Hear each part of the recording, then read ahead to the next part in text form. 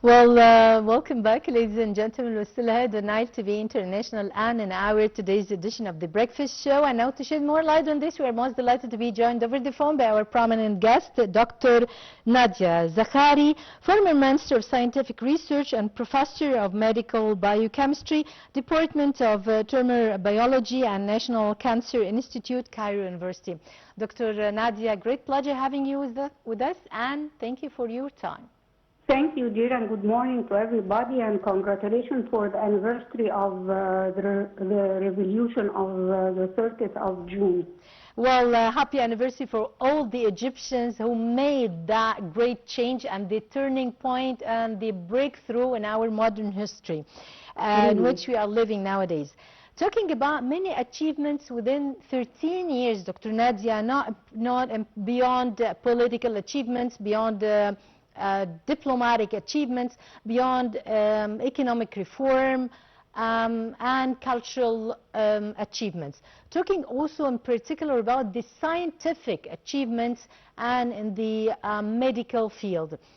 In general, after 13 years of achievements, what you can say in general, and what's your take on this in general? Okay, let me put together the scientific research with the medical achievements because they are both related to each other. So if we look to the medical achievement, we have many initiatives for non-communicable diseases like the prevention of hepatocellular, the HCC, which is the virus C.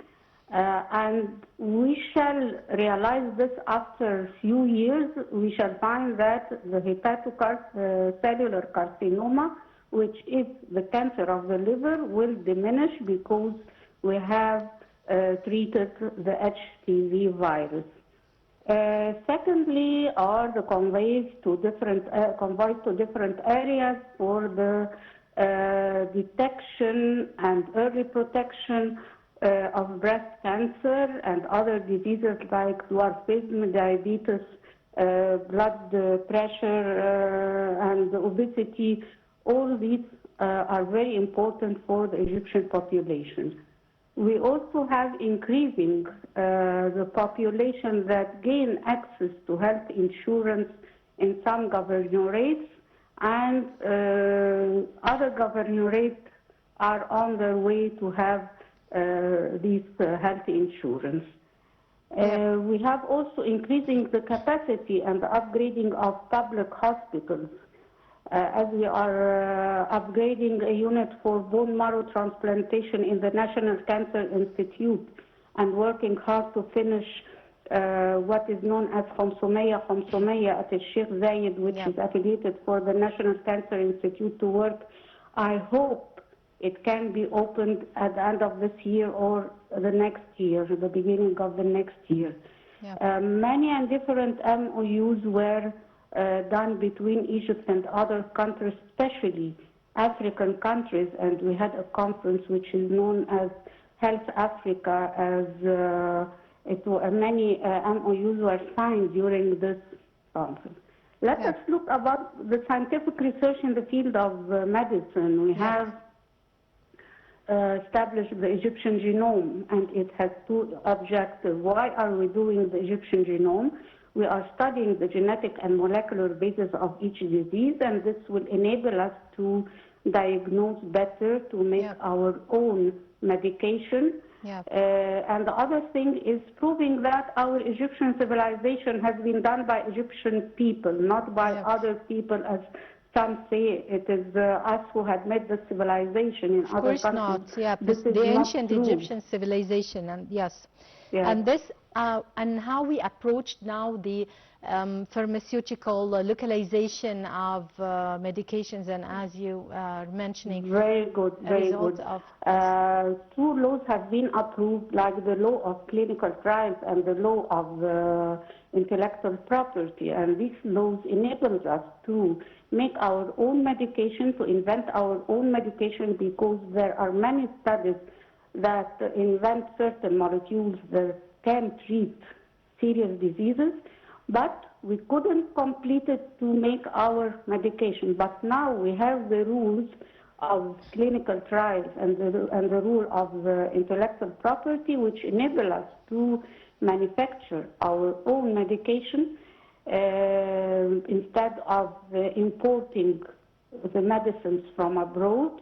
And we can as well, after that, export this medication to other countries like African countries and other, hoping to export it to other countries all over the world. Yeah, Dr. Nadia, also we approached great and advanced results in manufacturing and localizing the API, which is supposed to be the active main components of the medications or pharmaceutical products, and we lacked of this before.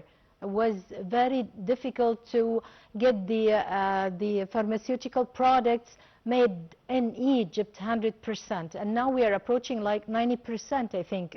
Please correct me. Yes, you are correct, because many, as I told you, many molecules have been invented in Egypt, but we couldn't promote it to a complete drug or a complete medication to be treating to treat the patients.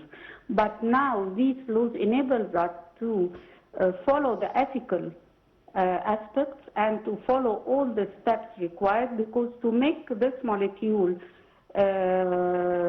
eligible to treat the patients, we take about 10 years, and there must be laws, ethical laws, and it is very expensive to use it and so on. That's why the medication of serious diseases like cancer, like other diseases, is very expensive, because we don't do it in Egypt.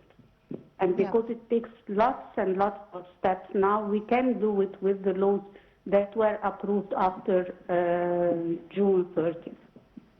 Yep, yes, really we can see at the end it was a long journey full of achievements, 13 years, and we're still going on the track.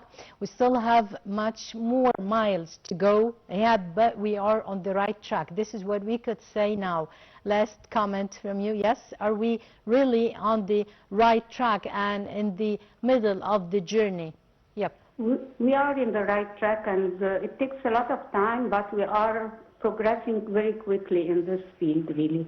Yeah, all the progress and all the glories of Egypt and the great days of our national revolution and the redefining the national identity and the national moment. Again, Dr. Nadia Zakhary, former Minister of Scientific Research, Professor of Medical Biochemistry, Department of Tumor Biology, National Center Institute, Cairo University.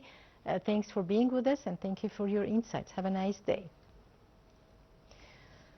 Well, by this, ladies and gentlemen, we come to the end of our today's edition of The Breakfast Show. Many thanks for watching, and from myself, Hanan El Khoury.